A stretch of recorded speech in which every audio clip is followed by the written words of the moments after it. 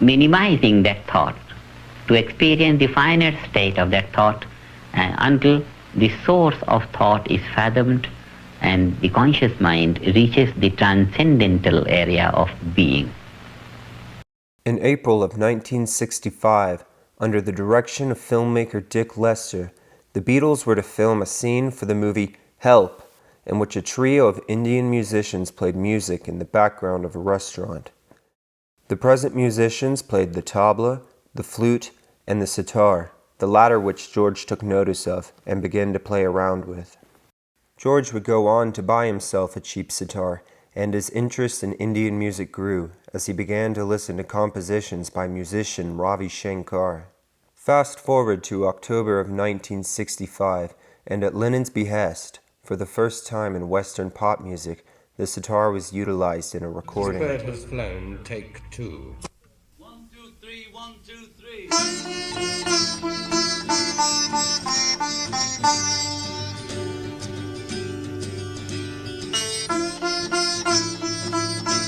It was a departure from their usual recordings, and it proved difficult, as it had, per sound engineer Norman Smith, a lot of nasty peaks and a very complex waveform. The Beatles recorded 2 takes with a slightly more involved sitar instrumentation before taking a pause to rework the composition and settling on the version we know today. As recalled by George in a 1990 interview, it was quite spontaneous from what I remember. We mic'd it up and put it on and it just seemed to hit the spot. Now let's jump forward to June of 1966, when George finally met his idol, Ravi Shankar, and became a student of the sitarist. George would later say that the music was like an excuse, and that in reality he was searching for a spiritual connection with the culture of India. The goal, there's like a goal in life, which is to, really the only reason to be living is to have complete, full knowledge, full bliss consciousness. Everything else is just mundane and secondary. Their friendship would continue on through the rest of George's life, as despite being 23 years his senior, Ravi Shankar would be present at George's bedside when he succumbed to his 4-year battle with cancer. According to George, Ravi Shankar had been the person who has influenced my life the most. Following the release of Norwegian Wood, the quality of depth in George's Indian-style compositions continued to grow. While he had been the first to utilize the sitar in Western pop, it was quickly appropriated by many others for its distinct sound and mood. I see a red door and I want it into black. But unlike these other artists, George embraced Indian music not only for its aesthetic purposes, but for its cultural as well, and his interest in such can be heard in his lyrics going forward in such songs as Within You and Without You and The Inner Light. The lyrics for The Inner Light specifically were an almost direct rendering of chapter 47 from the Taoist Tao Te Ching. Without going out of my door, I can know. Now George was never anything near a traditional Hindu. He had a litany of affairs, used drugs heavily, and lived in excess, yet still embraced the spirituality full-heartedly, and would do so for the rest of his life. I believed in the thing that I read years ago, which I think was in the Bible. It said, knock and the door will be opened, and it's true. If you want to know anything in this life, you just have to knock on the door, whether that be physically on somebody else's door and ask them a question, or, which I was lucky to find, is the meditation. In August of 1967, George's girlfriend, Patty Boyd, who was equally interested in Eastern philosophy, saw that Maharishi Mahesh Yogi was performing a series of talks in the ballroom of the London Hilton, which she told to George, who in turn spoke to the rest of the Beatles and heavily encouraged them to join. Set the stage. When did you first hear the word meditation, and what did you make of it? It was actually George Harrison's wife, Patty, who had heard that Maharishi was coming to town. And she said we should all go. It's one of those things. And I was personally not in a good place. I think, just overdoing it in the 60s. So I was just not very sort of centered. And I was looking for something. I think we all were. So we heard that Maharishi was going to have a meeting and give a lecture. Following the lecture, the Beatles, sans Ringo, who did not attend, were granted a private audience with the Maharishi.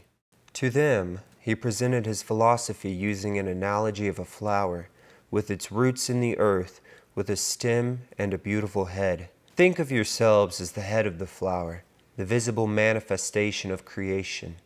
Then consider the sap, the flower's energy source.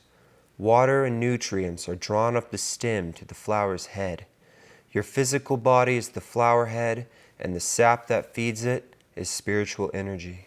They made arrangements to travel to Bangor, North Wales, where the Maharishi was holding a weekend initiation seminar. The Maharishi had found his success in the westernization of ancient Vedic knowledge and practices. He simplified and distilled core elements in a manner that could be easily communicated, easily marketed, and spread throughout the world. It seemed like something that was worth trying. He put it very well. He made it seem simple. He made it seem very attractive. And so I think we were all just sold. While many more traditional Hindus would question his methods and practices, there is no doubt that the popularization of Hindu spirituality and transcendental meditation, in the Western world at least, is owed to Maharishi Mahesh Yogi. He was an astute businessman. While traditionally meditation was to be taught for free at an ashram, Maharishi asked for a one-off payment of 1 week's earnings from his students, and with this, he was able to present a fair, pay-only-what-you-are-able projection, while also accumulating capital to further spread his practices. Lenin defended the Maharishi's requirement that his students donate a week's wages to his organization, the Spiritual Regeneration Movement, saying that it was the fairest thing I've ever heard of. So what if he's commercial? We're the most commercial group in the world. It is abundantly clear that the Maharishi recognized the marketing potential he had with the Beatles. According to assistant Peter Brown, the Maharishi was even in talks with ABC about making a TV special with the band, who were not unaware of the Maharishi's efforts, but continued the relationship on George's behest, who would defend him by saying, "He's not a modern man. He just doesn't understand these things." It was on August 25th that the Beatles traveled by train to Bangor, inviting friends Mick Jagger, Marianne Faithfull, and Pattie Boyd's sister, Ginny. It was the first time for several years that the band had traveled without their manager, Brian Epstein, and they had not even thought to bring money. They were mobbed by fans and press while embarking the train, and John Lennon's poor wife Cynthia was left behind.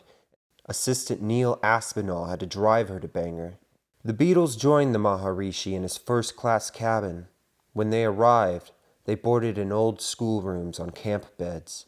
The students all participated in a ceremony where they were given their mantras by the Maharishi. Here is the concept explained by George in a 1967 interview. Each person's life pulsates in a certain rhythm, so they give you a word or sound known as a mantra, which pulsates with that rhythm. By using the mantra to transcend to the subtlest level of thought, the mantra becomes more subtle and more subtle, until finally you've lost even the mantra, and then you find yourself at that level of pure consciousness. The students would wait outside the Maharishi's room, and one by one would be called to the inner sanctum, which really was just a typical room with some added drapes and flowers. They would cut flowers as an offering for the Maharishi, and when inside, he would say, as remembered by Paul McCartney, "I will just lean towards you and I'll just whisper, very quietly, your mantra." He gives you your mantra and he's only going to say it once, just to check you've got it, and he says, "Yes, that's it." The Beatles planned to stay for the duration of the 10-day class. John, where would you be today without Mr. Epstein? I don't know. Brian had also been invited to the camp at Bangor and had agreed to arrive sometime after the August bank holiday on the 25th. Brian had only recently left the Priory Clinic, a mental health hospital in southwest London, where he had stayed on account of his amphetamine addiction and resulting insomnia. It was a difficult time for Brian, with the Beatles opting to no longer tour, which was a significant portion of his duties with the band, and had also resulted in his management fee being lowered from 25 to 10%. To add to this, his renegotiation period with the band was coming up on September 30th, and he was unsure whether the band would want to continue with him or not.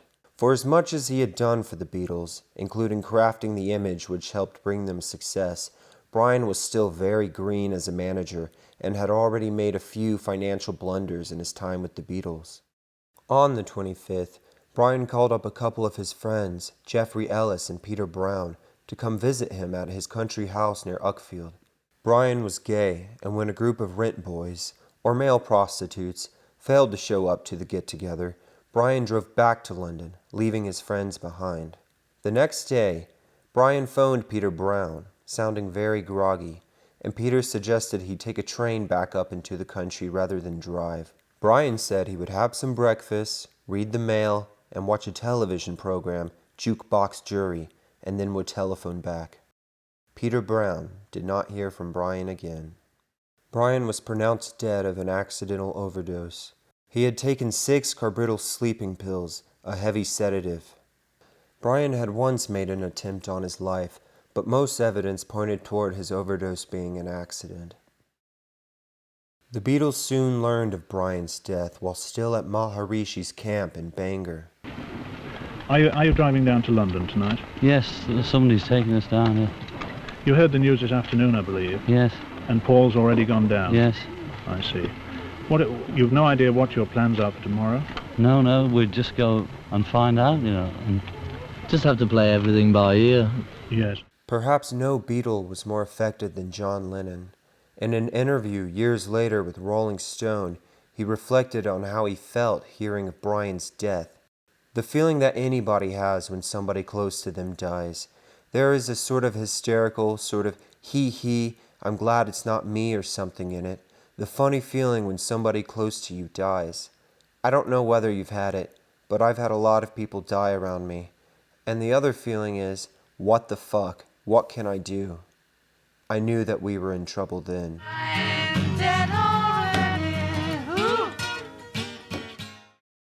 The death of Brian perhaps exacerbated John's need for a higher authority, and he, along with George, dove all the way into Maharishi's teachings.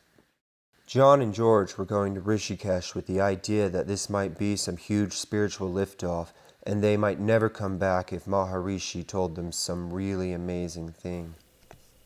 The man who, through transcendental meditation, is currently bringing peace of mind to the Beatles. The Beatles had initially planned to arrive in Rishikesh in January of 1968, but due to delays with the finishing of Magical Mystery Tour, the trip was put off till later.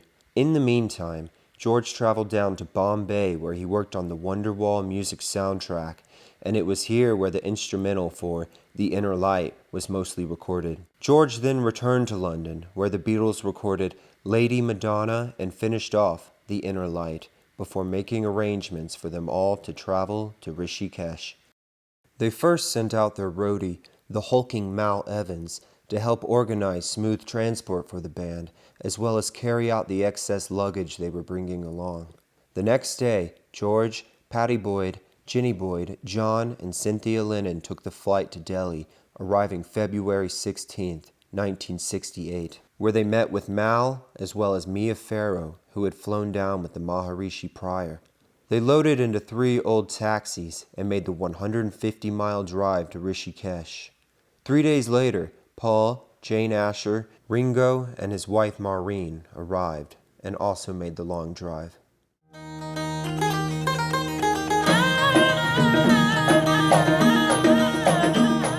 Now let's do again. Tall shall I dance? Yes, please. Take 3. Just plays on the last second one. Da, da, da. Last second flute के साथ follow करना. Not the first. Da, da, da. The ashram, the Academy of Transcendental Meditation, was located in a secured and fenced compound 150 feet up on the mountainside above the river Ganges. It looked out upon the small town of Rishikesh and was surrounded on all other sides by mountainous jungle. The students of the ashram lived in stone bungalows, which were reasonably well furnished, with running hot and cold water. The ashram had a staff of about 40 people, and the students were extremely well tended to. They dined in a glass-walled room, shaded under the trees, and sat on benches at the long communal table. All of the food was vegetarian. There is, of course, the classic story of Ringo's food sensitivities, which I won't delve too deeply into, which was partially due to his time spent as a sickly child, and he subsisted almost entirely off of eggs and beans the entire duration of his stay, due to the spices in the Indian food being far too hot for his taste. The Beatles had enrolled in the teacher's course in Transcendental Meditation, which was supposed to teach the students enough to be able to then teach others. The days consisted of 2 90-minute lectures, breakfast, lunch and dinner, and a good bulk of the rest of the day was taken up with meditation. In the biographical novel, Many Years From Now, Paul describes the feeling of meditation, and specifically the feeling of one of the best sessions he ever had. It was a pleasant afternoon, in the shade of these big tropical trees on the flat roof of this bungalow. It appeared to me that I was a feather over a hot air pipe, a warm air pipe. I was just suspended by this hot air, which was something to do with the meditation. And it was a very, very blissful feeling. It took you back to childhood when you were a baby, some of the secure moments when you've just been fed or you were having your nap. It reminded me of those nice, secure feelings. And I thought, well, hell, that's great. I couldn't buy that anywhere. That was the most pleasant, the most relaxed I ever got. For a few minutes, I really felt so light, so floating, so complete. A number of other celebrities were present at the camp, including aforementioned Mia Farrow, as well as her sister, Prudence, musician Donovan and his friend Gypsy Dave, and Mike Love of the Beach Boys. Here is Donovan describing the scene on his arrival. We were all checked into the stone bungalows and went down to see the yogi in his modern bungalow. We all stood around as Maharishi sat cross-legged on the deerskin. John decided to break the awkward silence, went up to the yogi, patted him on the head and said, "There's a good guru." We all broke up with laughter. This Liverpudlian humor was always evident. It glued them all together in their fame. Mia Farrow was described by Paul as a quiet little thing in a Nehru jacket. She was getting over her marriage to famed musician Frank Sinatra. Her sister Prudence, of who Lennon's "Dear Prudence" was addressed, suffered some sort of nervous breakdown in which she would not leave her bungalow. Per Paul McCartney, Prudence Farrow got an attack of the horrors, paranoia, what you'd call these days an identity crisis, and wouldn't come out of her Butlin's chalet. We all got a little bit worried about her, so we went up there and knocked. "Hi, Prudence, we all love you. You're wonderful." But nobody could persuade her out. So John wrote, "Dear Prudence, won't you come out and play?" He went in and sang it to her, and I think that actually did help. It was a turning point.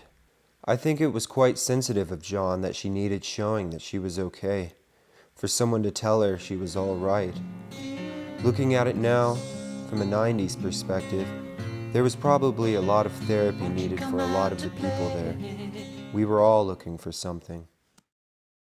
Now John Lennon, on the other hand, in his 1980 Playboy interview, did not put it nearly as poignantly.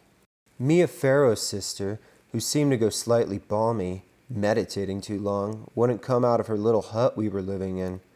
They selected me and George to try and bring her out because she would trust us. An incredible amount of material came out of the trip to Rishikesh. Paul began writing "Obla di obla da," a phrase he had picked up from his friend Jimmy Scott, a Nigerian conga player. The phrase is supposedly Yoruban for "life goes on," and Jimmy's conga playing is present on the White Album recording.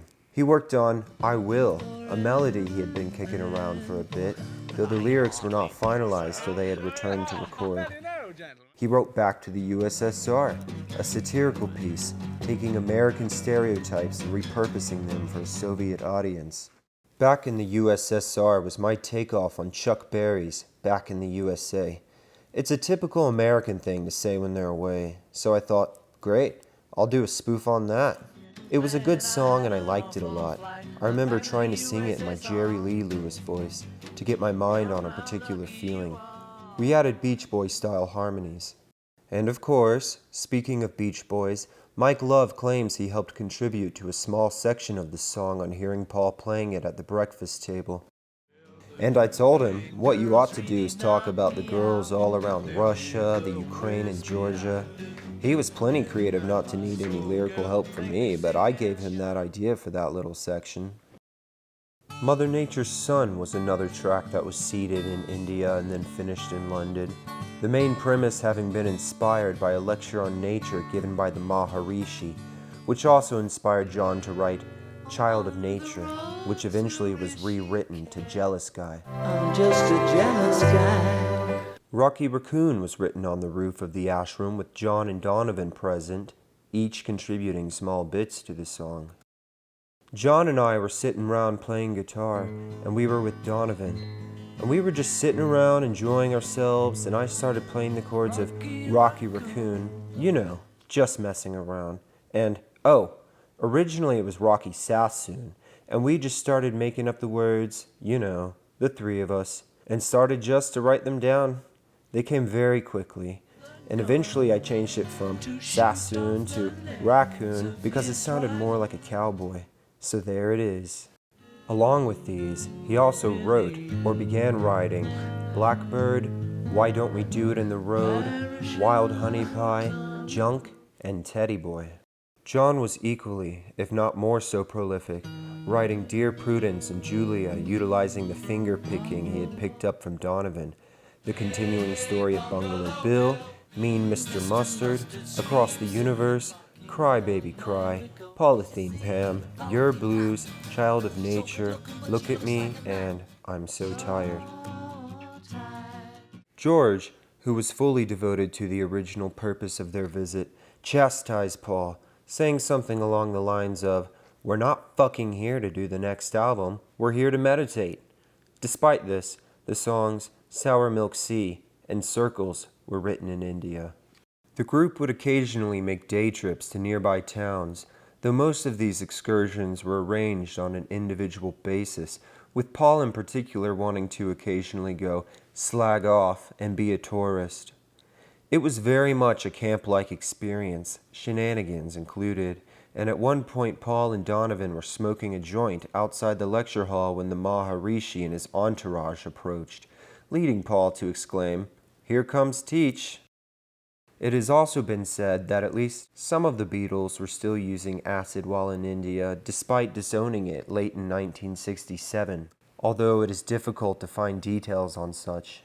On one particular day, the Maharishi had to make a trip to New Delhi and back, and somebody suggested a helicopter.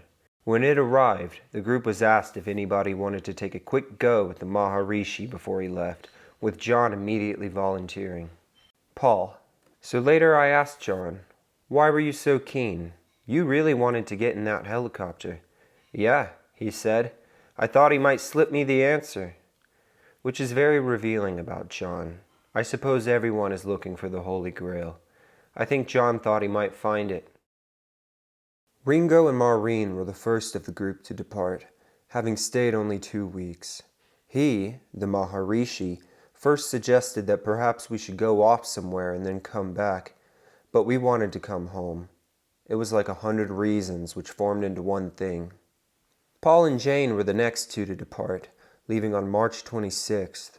I came back after 4 or 5 weeks, knowing that was like my allotted period, thinking, no, I won't go out and become a monk. But it was really interesting, and I will continue to meditate, and certainly feel it was a very rewarding experience. John, Cynthia, George, and Patty intended to stay and finish the course. Then Magic Alex arrived. He came because he didn't approve of the Beatles meditating, and he wanted John back.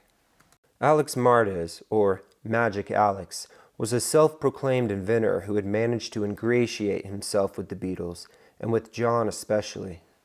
Using his offbeat charisma and the influence of a fair amount of LSD, he had managed to grapple quite a hold over Lennon. In her autobiography, Cynthia Lennon wrote, "Alexis and a fellow female meditator began to sow the seeds of doubt into very open minds. Alexis's statements about how the Maharishi had been indiscreet with a certain lady and what a blackguard he had turned out to be had gathered momentum. All, may I say, without a single shred of evidence or justification. It was obvious to me that Alexis wanted out, and more than anything, he wanted the Beatles out." Alex pointed to the luxury of the facility and the business acumen of the Maharishi, and asked Lennon why the Maharishi always had an accountant by his side. He continued to emphasize all the ways in which the Maharishi had used the Beatles as a marketing tool.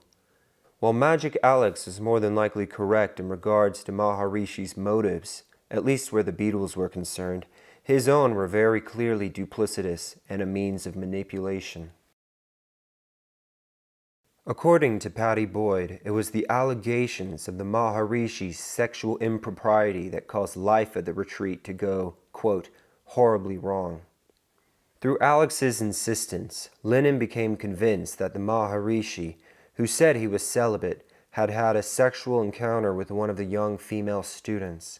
Alex claimed to have seen the Maharishi and this woman in a compromising position, and then reported the same back to the group. Many of the people at the ashram, including Harrison, Cynthia Lennon, and Jenny Boyd, did not believe that the Maharishi had made a pass at any woman.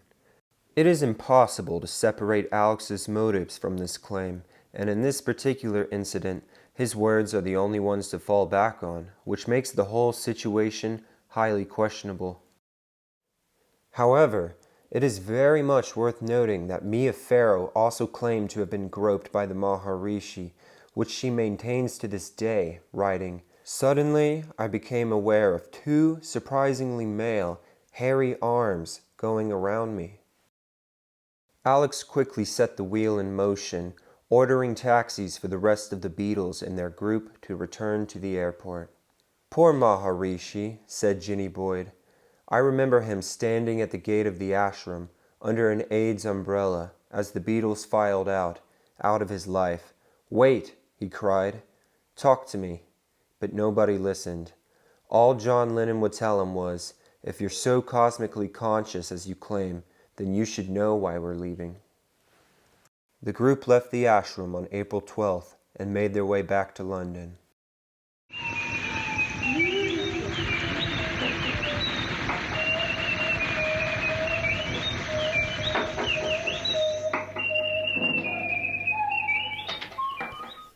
In September of 1966, Yoko arrived in London with her husband Tony Cox. In the years prior, since her move to America from Japan following World War II, she had eloped with her first husband, Japanese composer Toshi Ichiyanagi, and had attended Sarah Lawrence, where she studied poetry, literature, and musical composition. For music, she studied under Andre Singer, who recognized the avant-garde direction Ono's works were headed, and introduced her to the acclaimed experimental composers John Cage, Edgar Varese, and Henry Cowell. In 1961, Ono had her first major public performance in a concert at the Carnegie Recital Hall.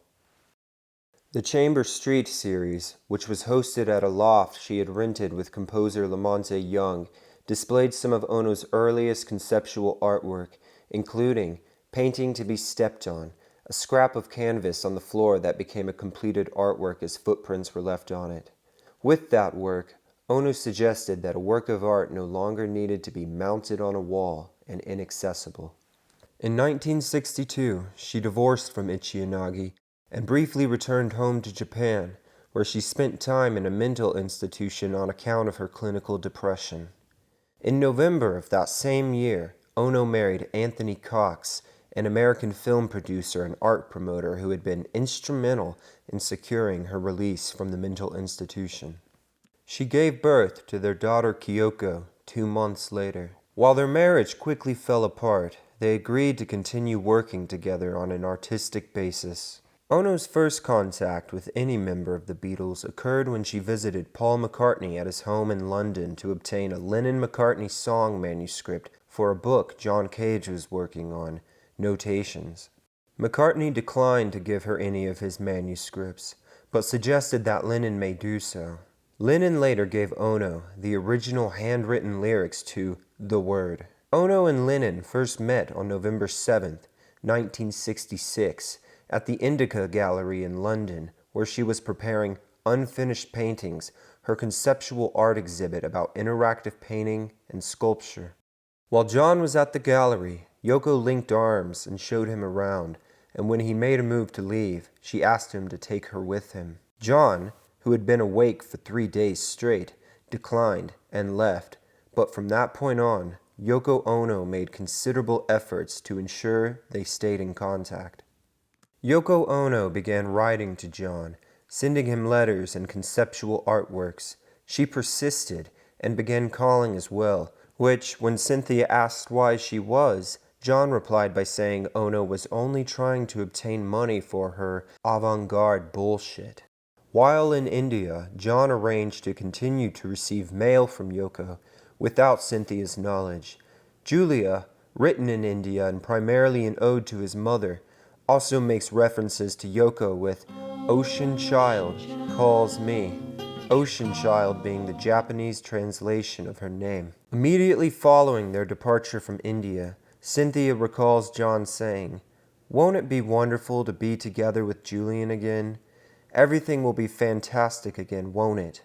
I can't wait, Cyn. Can you?" But on the plane to London, John drank very heavily and confessed to Cynthia all of his infidelities, not only with the strangers and groupies, but with personal friends and acquaintances known to Cynthia, and when they returned home, he continued to drink and also heavily abused LSD. John suffered a nervous breakdown. On May 18th, he called a special meeting at Apple Studios with the Beatles and their team, where he announced to the group that he himself was Jesus Christ. To which the Beatles responded with casual equanimity, despite their very real concern for John at the time. It was that very night that John Lennon first called Yoko Ono to have her over, while his wife Cynthia was still on holiday in Greece. John and Yoko took acid together and spent the evening recording the experimental sound collage that was later released as Two Virgins. Oh, tell me now. No, this fiddle. Using tape looping and splicing techniques that Yoko was very familiar with, and the Beatles had of course utilized on Tomorrow Never Knows.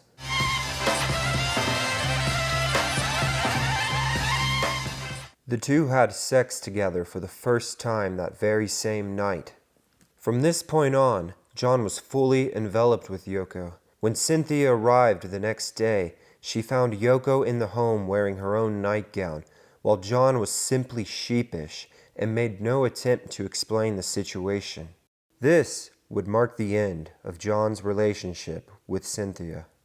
No sooner had they got together than John and Yoko were strung out on heroin. John had been introduced by a man named Robert Fraser, an art dealer who had spent a good bit of time around Paul's swinging London flat, along with a host of other artists and musicians in the mid to late 60s. John and Yoko began to spend a lot of time with Fraser.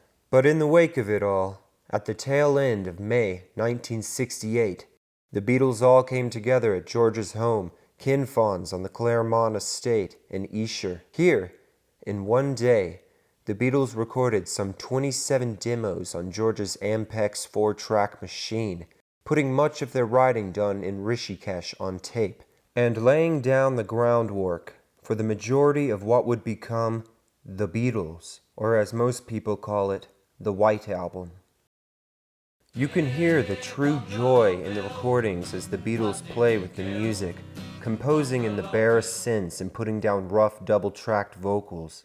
They are some of the closest insights one will have into the birth of a Beatles song. I need a fix 'cause I'm going down. In them you will hear early lyric drafts, Feel so insecure now, just like Dylan's Mr. Jones. slightly different keys and chords, but for the most part, the demos closely resemble the final versions. Also included are several songs that would remain unreleased for some time, such as John's What's the New Mary Jane? What a shame Mary Jane had a pain at the party. A riff on a nursery rhyme style melody that in later versions would become even stranger and serve as a companion to the forthcoming piece of Musique Concrète Revolution 9. We hear the demo for Child of Nature by John, On the road to Rishikesh, which as mentioned earlier would become the much improved Jealous Guy, to be released by John in 1971 on his album Imagine. On Paul's end, there is Junk, unreleased until his solo album McCartney in 1970, a simple song with a stunningly beautiful melody. Parachute, Tommy blues, sleeping bags. For George, 3 out of the 4 songs recorded at Esher were left off the White Album, with Piggies being the only one included. The other songs were Sour Milk Sea, which he gave to Jackie Lomax, Get out of Sour Milk Sea. Get out of Sour Milk Sea. Not Guilty, an excellent song which undoubtedly should have made the record and was not released by George until 1979. I'm not trying to be smart, I only want what I can get. And finally, Circles, which was released by George in 1982. Friends go, I go round and round in circles. That means that every single song recorded at Esher, with the exception of What's the New Mary Jane, was released as a track on an official LP at one point or another.